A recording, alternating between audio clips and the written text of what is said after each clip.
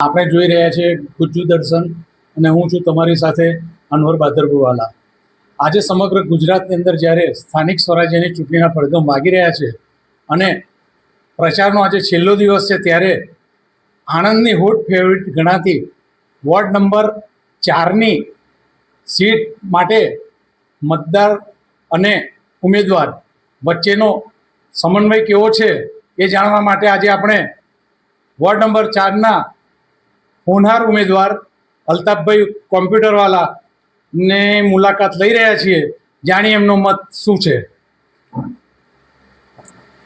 આજે જ્યારે આપણે જાણીએ છીએ કે ગુજરાતની અંદર બહુમતી બીજેપીની છે અને 700 જેવી સીટ બિનહરીફ થઈ છે.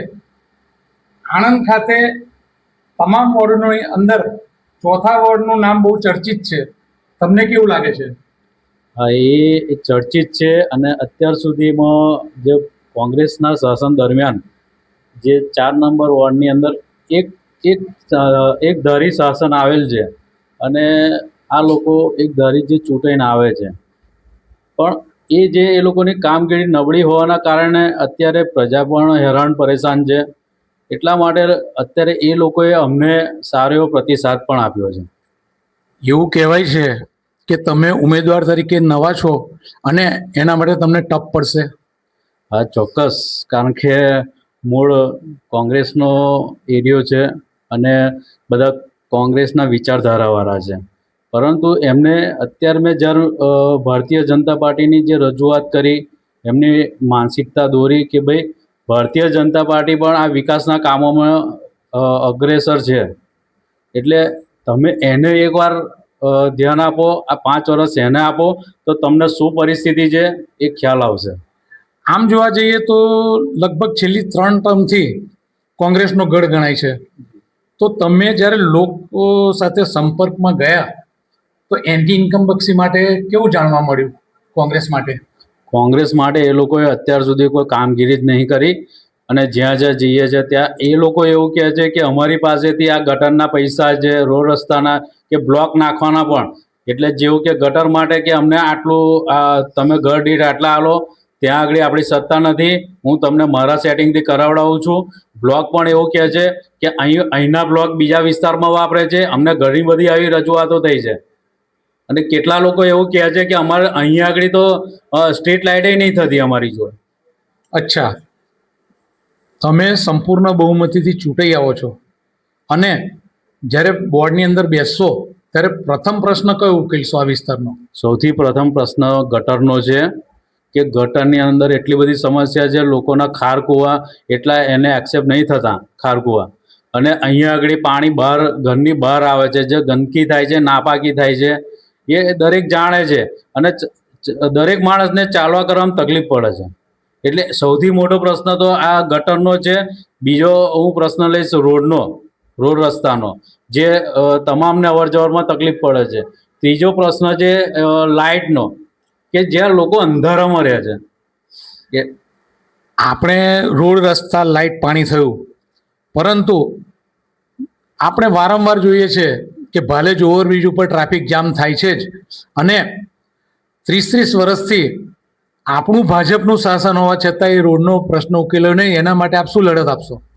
બસ, હું તો ભારતીય જનતા પાર્ટી જોડે એક જ વસ્તુ માગણી કરીશ. પહેલી તો કે આ ટ્રાફિકની સમસ્યા હલ થાય વહેલી તકે, અને વહેલી તકે એ જે બ્રિજ કરો એ ડેવલપ કરો, અને એની મારી લડત રહેશે એમની સાથે પણ. અને એ તો મારો એ પ્રાયોરિટી લઈ અને મારી તથા પ્રજાની એ તમામ પ્રકારની એ કરશે.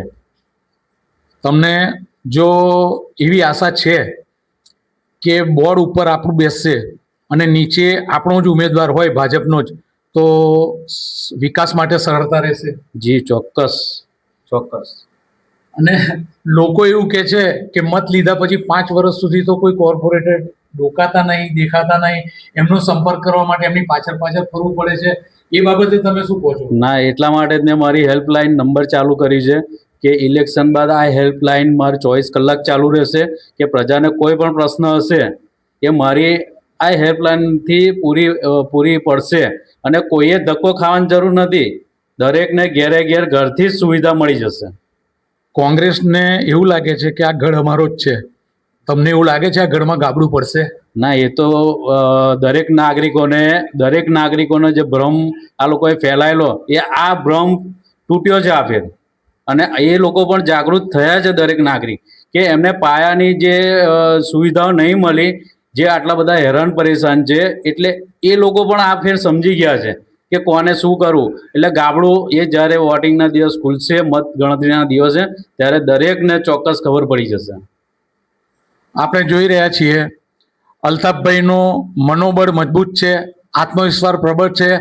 તો સામે પક્ષે કોંગ્રેસ 3 ટર્મથી ચૂંટાતી આવી છે અને લોકોનો જન્મત એવું પણ બોલે છે કે એ લોકોને શોધવા માટે આપણે નીકળવું પડે છે. જ્યારે અલ્તાફભાઈએ બાહેધરી આપી છે કે મને લોકો નહીં શોધે, હું લોકોને શોધતો રહીશ. મારા માટે મેં હેલ્પલાઇન નાખી છે, કોઈને જ્યારે પણ જરૂર પડે હું ઉપસ્થિત રહીશ. જોઈએ હવે 26 તારીખે મતદાન થાય, કોણ કોની તરફે છે અને કોના મનોરથ ઉપર પાણી ફરી વળે છે અને કોના વિશ્વાસને લોકો અડગ રાખે છે. જય હિન્દ, જય ભારત.